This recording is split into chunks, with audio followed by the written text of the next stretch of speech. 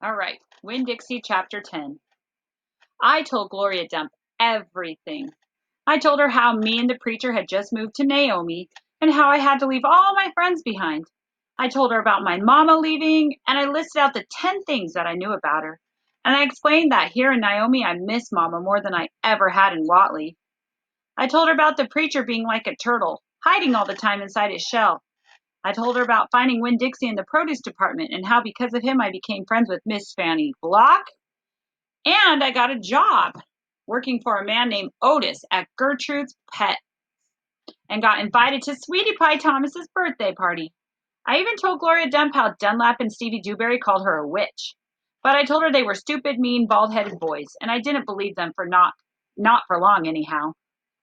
And the whole time I was talking to Gloria Dump, she was listening. She was nodding her head and smiling and frowning and saying, and is that right?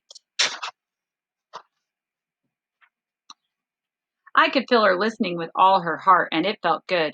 Remember how she was blind since she listened with her heart? You know what? She said when I was all done. What? Could be that you got more of your mama in you than just red hair and freckles and running fast. Really? I said. Like what? Like maybe you got her green thumb. The two of us could plant something and see how it grows. Test your thumb out. Okay, I said. I like how she's just friends with everybody. She doesn't care about their age or what they look like or who they are. She's just a really nice girl. Did you notice that? She wasn't afraid of Gloria. What Gloria Dump picked for me to grow was a tree. Or she said it was a tree. Or she said it was a tree. I guess that sounds better. To me, it looked more like a plant. She had me dig a hole for it and put it in the ground and pat the dirt around it tight, like it was a baby, and I was tucking it into bed. What kind of tree is it? I asked Gloria Dump. It's a wait-and-see tree. What's that mean? It means you got to wait for it to grow up before you know what it is. Can I come back and see it tomorrow? I asked.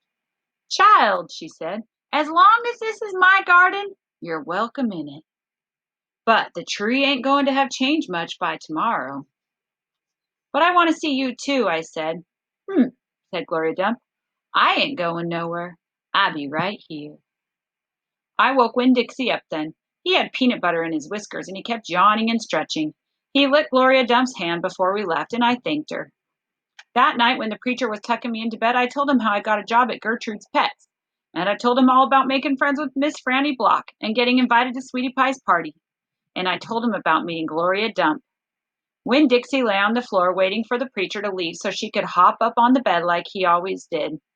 When I was done talking, the preacher kissed me goodnight, and then he leaned way over and gave Winn-Dixie a kiss too, right on top of his head. You can go ahead and get up there now, he said to Winn-Dixie. Winn-Dixie looked at the preacher. He didn't smile at him, but he opened his mouth wide like he was laughing, like the preacher had just told him the funniest joke in the world. And this is what amazed me the most. The preacher laughed back. Winn-Dixie hopped up on the bed, and the preacher got up and turned out the light. I leaned over and kissed Winn-Dixie. I kissed him right on top of the nose, but he didn't notice. He was already asleep and snoring. All right, Blake, summary of Chapter 10. What should we say? He planted a tree with Gloria Dump. And she got a good relationship with her, right? Yeah. Talked to her the whole time, so just made a good friend, Gloria Dump. Someone to talk to her who would listen.